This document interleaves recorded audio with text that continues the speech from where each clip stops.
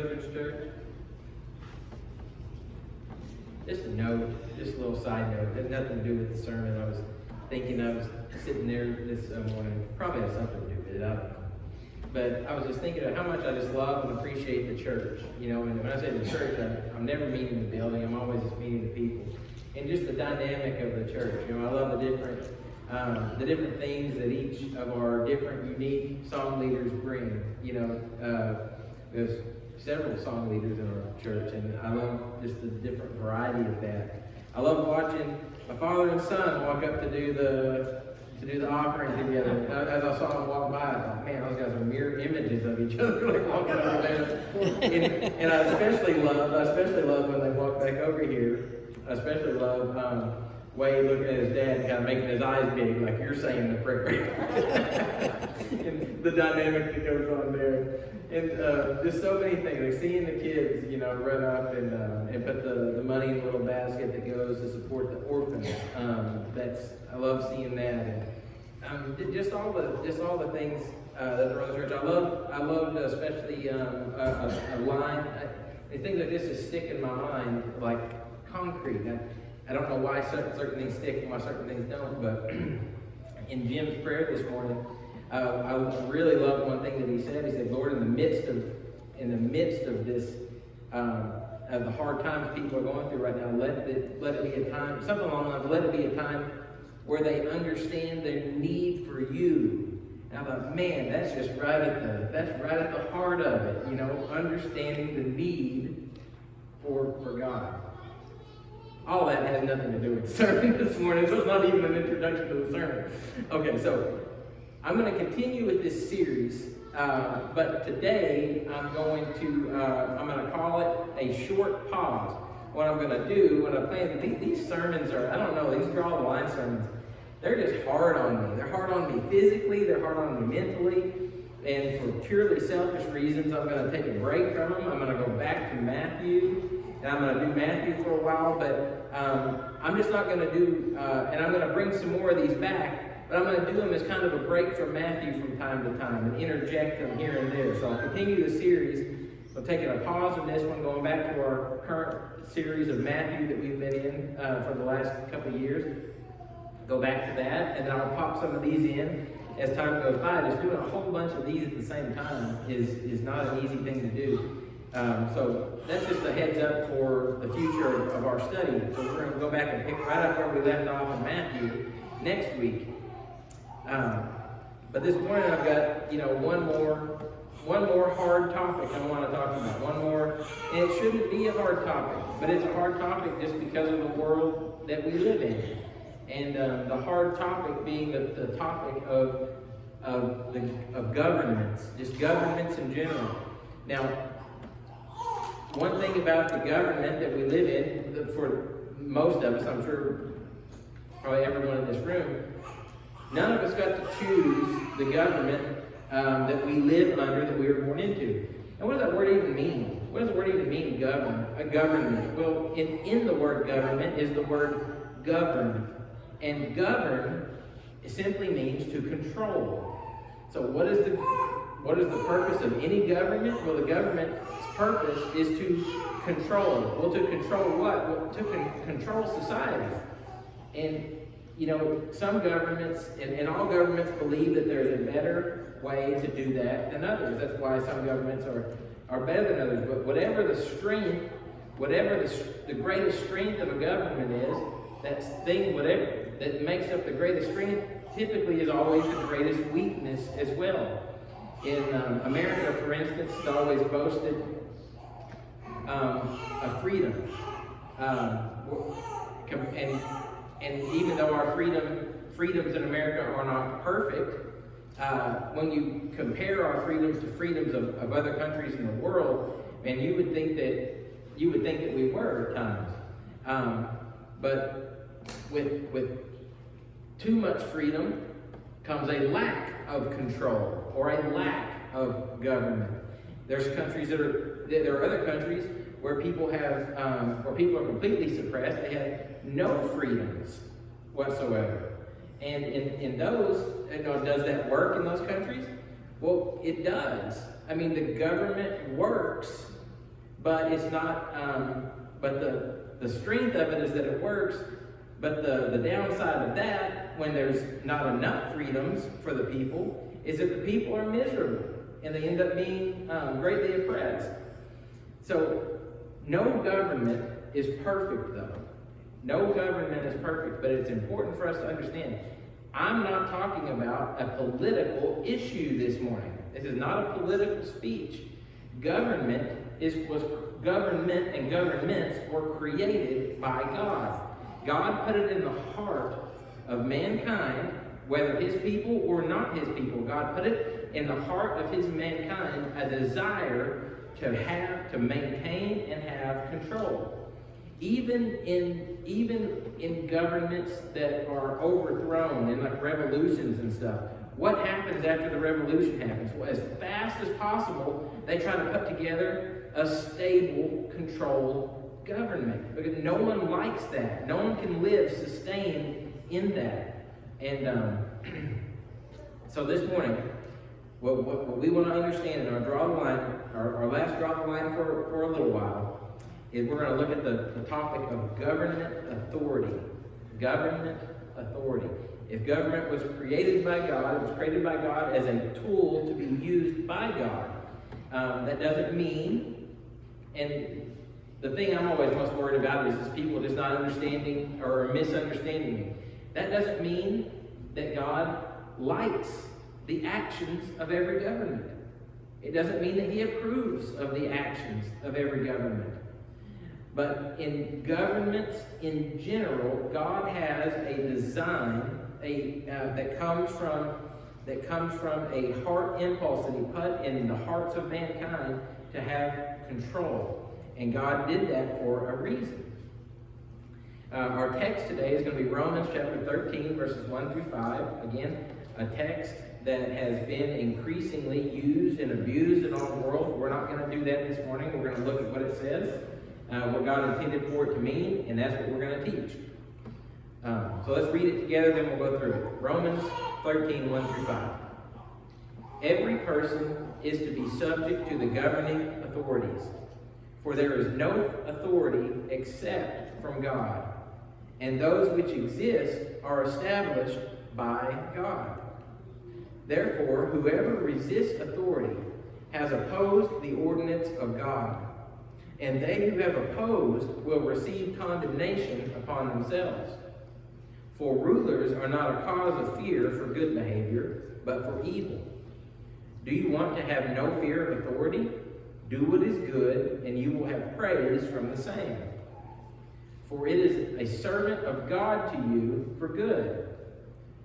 For if you do what is evil, be afraid. But if you do what is evil, be afraid. For it does not bear the sword for nothing. For it is a servant of God, and an avenger who brings wrath on the one who practices evil.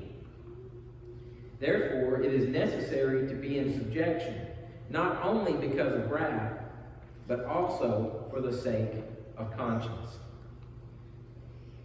You know, God had only created 3 institutions in this world. Only 3. He created 3 institutions. The first institution that God created for the good of mankind, the fabric of society, was marriage. God created the institution of marriage and the extension by marriage of family.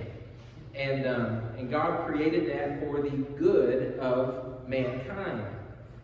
First institution. The second institution that God created is the church. Now, the church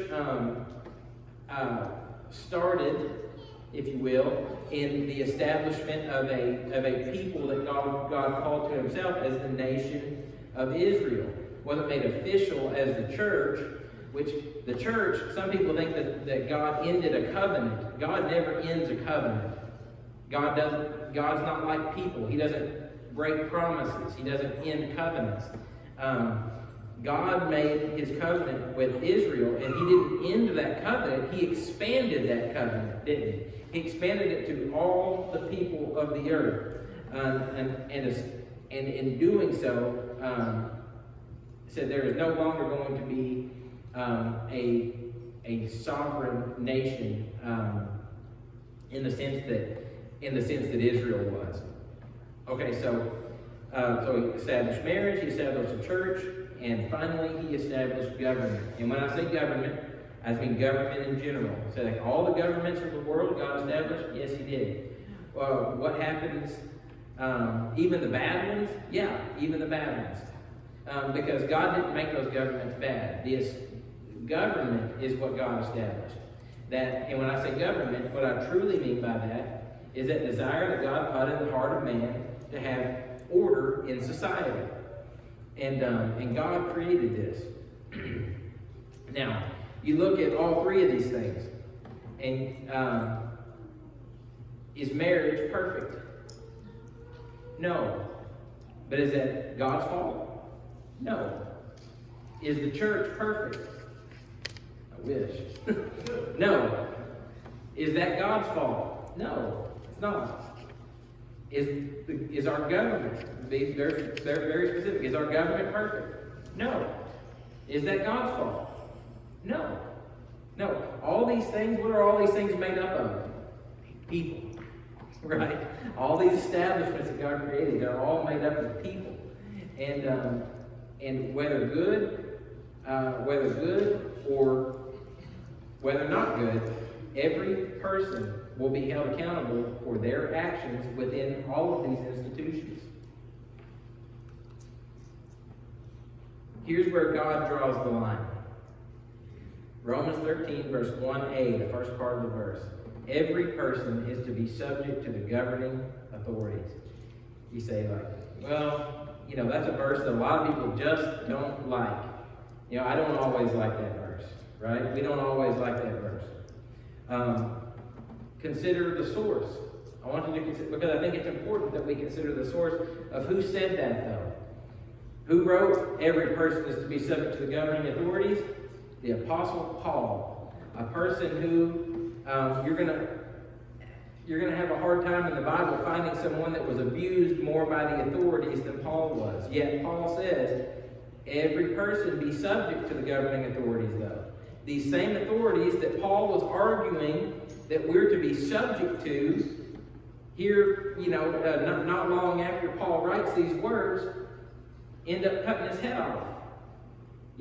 Accused of a crime, accused of crimes he didn't commit,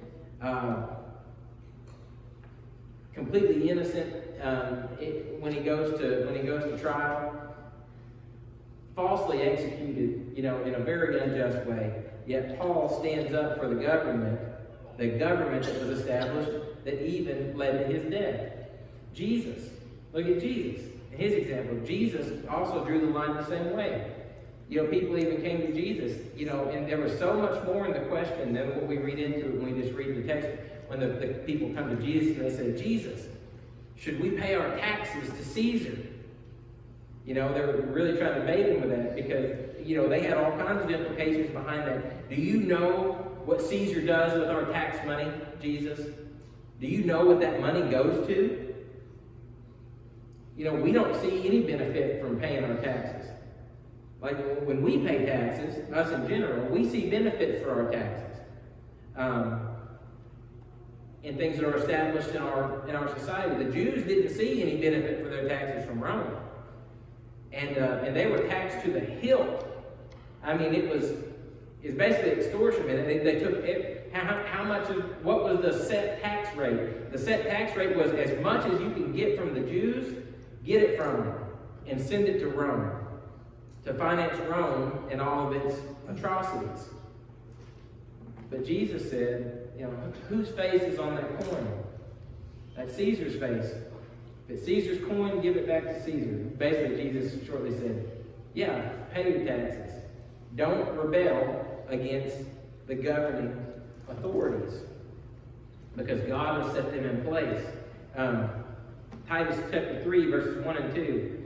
Paul, writing this to Titus, says this, again, remind them, talking to the church there, and the people there at the church, remind who are under Roman control, remind them to be subject to rulers. What do I mean? These evil rulers, be subject to Nero, be subject to the authorities, the Roman soldiers, the police of their day. to be obedient, to be ready for every good deed, to slander no one. Even though Nero's a tyrant, don't you go around slandering him, okay? Not to be contentious, to be gentle, showing every consideration for all people. There's something that Paul's getting at here. Paul didn't just say these things because he necessarily wanted to do it. We know he was not a quote-unquote supporter. He didn't stand on a soapbox for the Roman government. He didn't love the Roman government. Most likely in his heart he hated the Roman government. But there was something that he knew that we have to understand. Now there are two exceptions. Because I know some of you are out there in your heart saying, like, Wes, but, here's where all those but questions come up. But what about this, what about this? There are two exceptions, but there are only two. All right? There are two exceptions to being subjecting ourselves to the government authorities. And here they are. When authorities command what God forbids. That's one exception. That's it. When authorities command what God forbids. And the second is just the other side of the same coin. When God commands what authorities forbid. It's almost the same thing. It's just two different sides of the same coin. For example, and we've seen some of these, Acts chapter 5, verse 29, Peter and the apostles are commanded to not preach about Christ being crucified. Stop telling people, and they were saying, stop telling everyone they're responsible for the death of Christ. Stop trying to bring his blood on our heads, is what they said. And Peter says in verse 29, Peter and the apostles answered, we must obey God rather than men. So the authorities were telling Peter to do something that God commanded them to do. And they said, look, we will obey the law as long as the law does not directly contradict what God told us, what God has commanded us to do. God commanded us to preach, we have to preach. Now, we'll willingly take the consequences for our actions. We understand that we're breaking the law. So we'll willingly accept those consequences, but we won't stop. And Daniel, we recently looked at this. Remember Shadrach, Meshach, and Abednego said, let it be known to you, O king, that we are not going to serve your gods, nor worship the golden statue that you have set up. So the government commands them to do something again. You're going to bow down to the statue. It's against the law to not bow down to it. And they said, and here's the thing. The king knew that they were all law-abiding guys. They worked for him. They worked for the government. And they did their job well. And they would obey any of the things that the government told them to do as long as it did not contradict what God told them to do. That's where they drew the line. And those are the two exceptions of the times that we can draw the line as well and say, this I cannot obey. So here's the question I want to answer for us this morning. Why does God command us to obey government authorities? Because on the surface of that doesn't seem to make a lot of sense. All right? I understand that. So why does God command us to obey government authorities? The answers are all right there in the text. Number one is because government is created by God. The second half of verse 1. For there is no authority. Here's Paul giving his reason why he says to obey the authorities. For there is no authority except from God, and those which exist are established by God. So that's different from saying that God approves of the governments that currently exist in the world. That doesn't mean that he approves. What it does mean is that the ones that are in existence right now exist because of the plan of God, because of his ultimate plan. He uses them in his plan in ways that we don't see, can't see, or understand. But here's why Paul says, look, you have to obey the government. If God didn't want us to obey the government, number one, He would have told us. He would have told us to rebel against it. He would have told us to fight back against it. But He doesn't do that. Instead, He says, look, obey the law except for when it contradicts my law. Number two, it's a sin against God to disobey our government authorities. And when I say government authorities, that means starting at the very top, from a federal to a state. We even have county government, all the way down to city government. There's plenty of authorities out there established by God in the world. And even within our city government, if you break it down to the highest ranking in police authority, from the highest ranking in police authority to the lowest ranking in police authority, the police are among the authorities that are established by God as well. They're government authorities. And it's a sin to resist those authorities. Verse 2, the first part of verse 2, therefore whoever resists authority has opposed the ordinance of God. That's saying God ordained the government, God ordained the police officers. That's probably what affects us the most, right? The government that we have most interaction with, or people, because we see police officers. You don't always see the governor, right? There's probably only a handful of people who have ever been in the same room with the president. But we see police officers. I see them every day, and I immediately look at my speedometer, right? And act accordingly based on when I see them. So I say, if you resist, when you resist those authorities, understand this, Christian, you're not resisting authority in that moment, you're resisting God. Because whether they belong to God or not, they are God's people. They are God's people in the sense that they are serving God's purpose. Now, the very best scenario is that God's people are in those positions serving God's purpose. But that's something we don't have. Number 3, we obey because there are consequences if we don't. The second half of verse 2, and they who have opposed will receive condemnation upon themselves. This is a double condemnation here. A condemnation from God is because, you're rebelling against God first and foremost, but you're also going to receive condemnation from those governing authorities as well. There are consequences behind those things. Matthew 26, verse 52, just for instance, Jesus said to Peter, put your sword back in its place.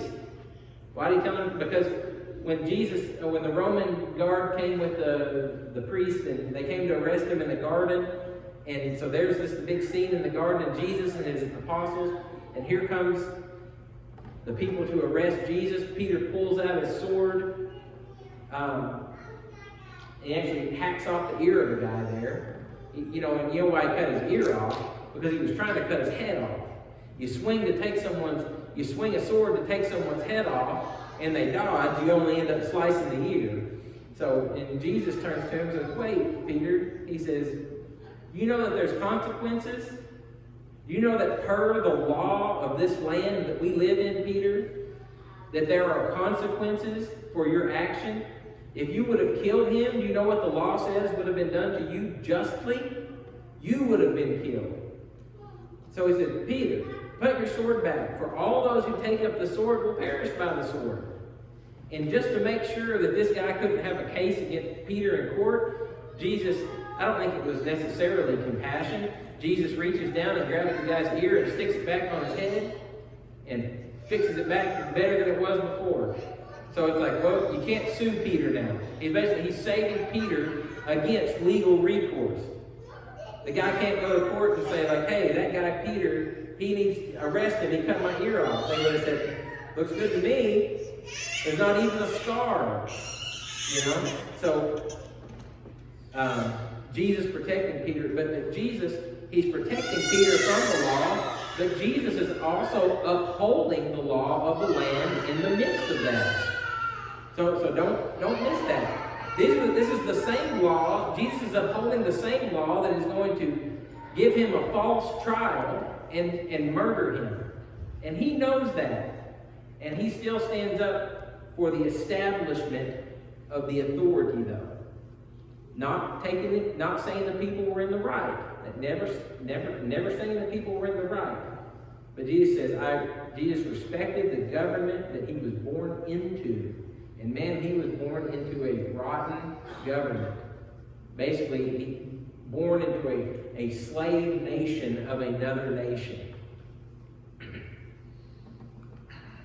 Number 4, the fourth reason why we obey civil authorities is that they protect civilization. And that's really why God put it in man's heart, I believe, to form and establish governments that administrate civilization.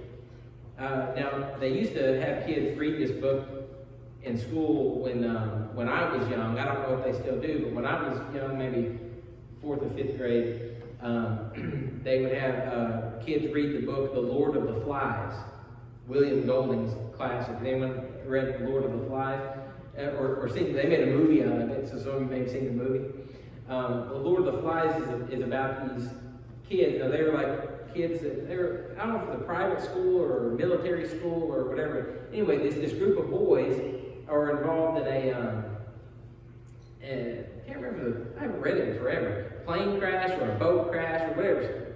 Long story short, they end up on a deserted island, and all of the adults died in the tragedy, and it's just this group of kids. Well, they're on this island, and they start off, trying to create some semblance of order, but there's no government. There's no established authorities. There's no policing of any kind. So what happens to the kids? They all become wild savages. They all become savage people who, and it goes from being okay one day to being survival of the fittest the next. That's what what William Golding was masterfully doing, was creating a picture of what a world looks like without governing authorities. They protect civilization. Number 5, they support good. Part of verse 3 and part of verse 4. Do you want to have no fear of authority? Do what is good, and you will have praise from the same. For it is a servant of God to you for good. You see that there? The authorities are a servant of God for your good. You know that most people don't obey the laws of the land because they want to. Most people don't obey the laws of the land because they think in their heart that that's just the right thing to do. Why do we obey the laws of our land? Well, I think most of the time we do it because we know what happens on the other side of that if we don't. Because there are structures in place. There are structures in place to punish us if we don't. So, what my grandpa always told me, growing up, and I'm sure you've heard this before too, locks are for honest people. They're not for thieves. I thought, locks are for honest people? Well, if you're honest, you won't need a lock. Yeah, but if there's a lock there, if there's a lock in place, something in place to keep the temptation away from you, you won't do it. Now, a thief doesn't care if there's a lock, does he? A thief finds a way to get through the lock. An honest person says, it's not, even if I'm tempted, it's not worth the trouble. There's something in place there to stop me. That's all that so many people need in order to behave in a civilized way, is to just have something in place that will cause us to say, yeah, I shouldn't do that. And the lock being the symbol of something in place and we shouldn't do it. Well, our authorities are in place to show us that we shouldn't do things that we shouldn't do either. And one thing I've always really tried to do, I've always tried, and I think I've offered an excuse one time. One thing I've always tried to do when I've been in the past, so I don't do this anymore. I won't say never because it happens from time to time.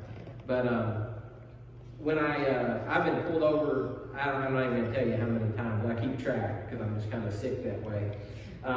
I've been pulled over many, many times in my life for speeding. What I've always tried to do, my very best to do, is not to give the officer an excuse. Here's what my typical go-to line was in the past, especially after I became a Christian. I would say, the officer would typically say, "What's your hurry? Why are you driving so fast? Did you realize you were driving that fast?" And I always just say, "Yes, I did." "Why were you doing it?" "Because I wanted to." I just tried to be honest. Like, I understand that there's a law. I understand that I broke it. I'm not going to fight it. I've tried to, just because I know what the law is. I know what the consequences are of breaking it. So what reason do I have to be upset when I willfully broke the law, and now I'm going to be upset at the officer for enforcing it, for doing their job? No. So I always tried not to do that. I offered one excuse one time. I was in a school zone, and school was already in. There were no more kids, but they still had the flashing light on. So I was driving the regular speed limit. I didn't drop down to the 20, and I was driving through Tulsa, and man, they gave me about 500 reasons to never do that again. And but I did say, like, "Hey, the kids are already in school." That's the only excuse that I gave. I didn't say I didn't break the law. I said, the kids are already in school. There's no kids around for me to run over, So, anyway, I hope that's not some kind of justification. Acts 25, verse 11. Here's Paul at Caesarea. Paul says, "If therefore I am in the wrong and have committed something deserving death, I am not trying to avoid execution." He's saying, look, if I broke the law and the law says that I deserve death, I'm not going to try to even avoid that, okay? But if there is nothing to the accusations which these men are bringing against me, no one can hand me over to them. I appeal to Caesar. And just so we don't forget the point, governing authorities are there to support good. This is another good thing that governing authorities do. What Paul is doing, and he is acting within the limits of the law. Paul says, look, I'm a Roman citizen. And Paul used that to his full benefit. I'm a Roman citizen. I'm not like these other Jews. I'm a Jewish Roman citizen. I was born into the kingdom of Rome. So I'm not like these other guys. I'm different. I'm a Roman citizen. I have rights by the law that these other people don't have. And these Jews that are against me, they can't kill me because there's nothing within their law system that allows for the killing of a Roman. So he says, now if I've committed the crime, then I'm going to appeal to the law that I fall under. I appeal to Caesar. It was every Roman's right to have a trial in Rome. And Paul was trying to get there too, kind of a little motive back behind that. But Paul was working within the constructs of the legal system. Again, in Acts 19, Paul and Timothy get into a big mess at Ephesus because they start teaching about Christ. And in Ephesus, one of the number one trades in that town was that people made idols and sold them out of stone and wood, and they sold them to the public. Well, Paul comes into Ephesus and Timothy, and they start teaching about Jesus, and the idol guys, the guys who make the idols for their living, those guys start going out of business. It starts hurting their income. So they put together a mob, and they want to kill Paul, and probably Timothy too. And here's where that picks up: Acts 19:38-39. If Demetrius, who's the guy leading the mob, and the craftsmen who are with him have a complaint against anyone, the courts are in session. Now this is the town clerk addressing this mob. And this is what I should have said that. And this is what the clerk is saying to the mob. If you have a problem with these guys, Demetrius and these other craftsmen, the courts are in session. The proconsuls are available. Have them bring charges against one another. But if you want anything beyond this, it shall be settled in the lawful assembly. He's like, look, you're not putting together a lynch mob for these guys. Why? Because it falls outside of the boundaries of the established governmental authority. And he said, look, we're not going to allow that. We're going to work within the confines of the law. So the law that was established and the government that was established worked for Paul's good in this instance as well, because if it wasn't for the system being in place, those guys would have killed Paul and Timothy right there on the spot. If the government wasn't in place, if someone didn't like you, they could just kill you. You know, but because we have a system in place, that shouldn't happen. Number 6. We obey the government because God empowers the government authorities. God empowers them. God gives them power is what that means. Verse 4b, the second half of verse 4. But if you do what is evil, be afraid. For it does not, it being the law of the government, it does not bear the sword for nothing. For it is a servant of God, an avenger who brings wrath on the one who practices evil.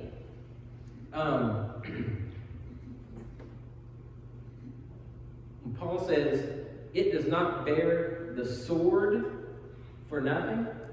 What are swords used for? For spanking people? No. The sword being a symbol of death.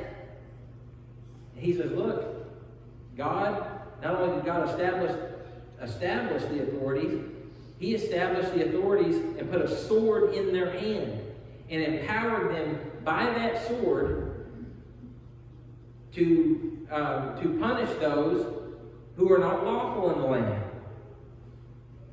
And so know this as well. When you buck the system, you're not just bucking the system. You're bucking a system that has God's power behind it. It's a fight that you will not win. It is a battle that you should not fight.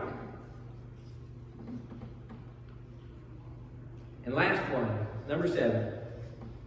We know better. We know better. In your heart, when you rebel against the established governing authorities, you know better. And that's what Paul says here. Verse 5. Therefore, it is necessary to be in subjection, not only because of wrath, not only because. So we don't just obey the law because if we know that if we don't, we're going to get a punishment for it, but also for the sake of conscience. So here's the thing. Now, and I hate to use like speeding as my example, but that's probably the number one way that I've ever broken the law, and the most frequent and the most common. But I found something happening to my heart over the years. You know, for instance, I've done a lot of travel out in the southwest part of the United States, and driving through deserts in canyon lands and stuff, where there are no people, and cops don't really bother going out there because there's no one to police in those areas either. I say all that just to say you can pretty much drive as fast as you want out there without hardly any fear whatsoever of the law. But I found something happening to myself over the years when I would be out there and I would be driving excess speeds through the desert because I wanted to get through those areas. where there was nobody and a lot of nothingness. I didn't slow down and drive the speed limit because I was afraid of getting a ticket. I wasn't afraid of getting a ticket. I did it for the sake of conscience. And to a Christian, that means the Holy Spirit was doing something to my heart continually while I was doing it.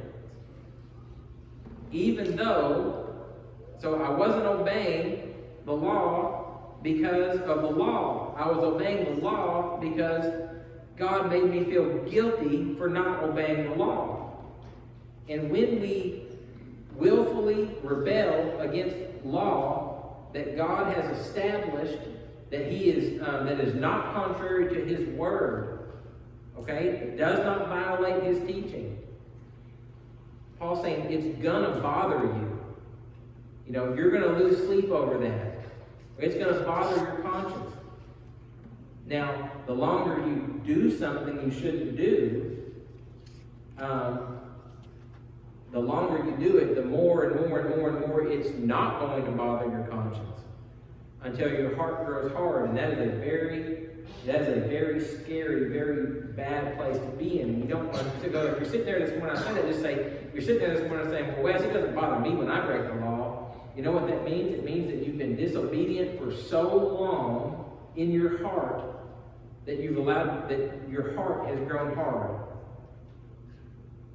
And when your heart is hard, you're not going to listen to God, you're not going to listen to the laws of God or man. And that's a very dangerous place to be. 1 Peter chapter 2, verses 13 through 17. Peter says, "Submit yourselves for the Lord's sake, to every human institution, whether to a king as the one in authority, or to governors as sent by him for the punishment of evildoers and the praise of those who do right. For such is the will of God, that by doing right you silence the ignorance of foolish people." And God has a motive behind us doing this as well. To silence the ignorance of foolish people. Act as free people. Okay, that's a wonderful thing. That's what we like to hear. But then he continues, "And do not use your freedom as a covering for evil." Don't say, "Well, hey, I'm not a member of this nation. I'm a member of God's nation. So I only obey God's laws. I don't obey the law of the land." God says, no, we don't accept that. That's using your freedom in Christ as a covering for evil. But use it as bondservants, better translation than slaves, but use it as slaves of God. So how do I use my freedom to be a slave? I submit. I humbly submit to God's authority first and to the government authorities second. It doesn't mean that I like them. It doesn't mean that people in those positions are doing the right things. It doesn't mean that they're right. But I'll be pleasing to God, and I will silence the ignorance of foolish people by doing right, even in the midst of society that does wrong. Jesus, our perfect example of that. Daniel, another wonderful example of that. In the last verse of that section, honor all people, love the brotherhood, fear God, and honor the king. And I put the emphasis there on honor the king. Why do I put emphasis on that? Because he's saying, honor all people, love the brotherhood, fear God, and give honor to the king. You know who the king was that he was saying to honor? Nero. There's not a nasty politician that has ever arose in our country that could even touch, not even 10% of the evil that radiated from Nero. Was Peter saying to like Nero? Nero, who put Christians in cages in his gardens and set them on fire in order to have lights in his garden. one of the greatest persecutors and murderers of Christians of all time. Peter doesn't say like that guy. Peter says honor the position that God has placed him in, because God is doing something there that you don't understand. And Nero will pay for his sins. Let God deal with that. Don't worry about that. God will deal with his sin. Honor the position. You see why these are heavy. I really just want us to get in our mind, in the world that we live in, it's so hard. And the reason what even sparked this whole series is because it's just so hard to live and exist in a world that we look around and we don't necessarily like, right? We see great injustices happening from the highest level to the lowest levels in our land throughout governmental authorities. It's very important for us to understand, though, how God sees that, because we have to see as God's people. We have to see as God sees. We have to do as God does. We have to draw the line where He draws the line. And a lot of times that might mean submitting ourselves in such a way that we don't necessarily like. But we say, you know what, God? You understand things better than I do. And while I don't necessarily like this, I'm going to submit to it. I'm going to submit to it because you have put the people that are in authority in place. You have established the governments of the world with your purposes in mind. And while I don't trust them, I trust you. I trust you, and I will submit to you. And by submitting to you, I will submit to them as well. If there is any here today that has not submitted your will fully to the Lord Jesus, and you're saying, and in your heart this morning, you're saying, I want to submit to the Lord Jesus. Well, the very first things that the Lord says, if you have that feeling in your heart, and that faith is growing in your heart, the very first commands in the Scripture that you're commanded to do is to, in submission to that feeling, to confess Christ, to let other people know, hey, I'm not ashamed. I'm not ashamed to own Jesus as my Lord. We confess Him before other people, that we stand for Him. We stand for where He draws the line. And our next great act of submission is to put Him on in baptism. So the Lord starts our faith walk with Him by submitting to Him. And then we spend the rest of our lives learning how to better submit to Him as His people. If there's any way that we can serve anyone here this morning, please come forward as we stand and as we sing.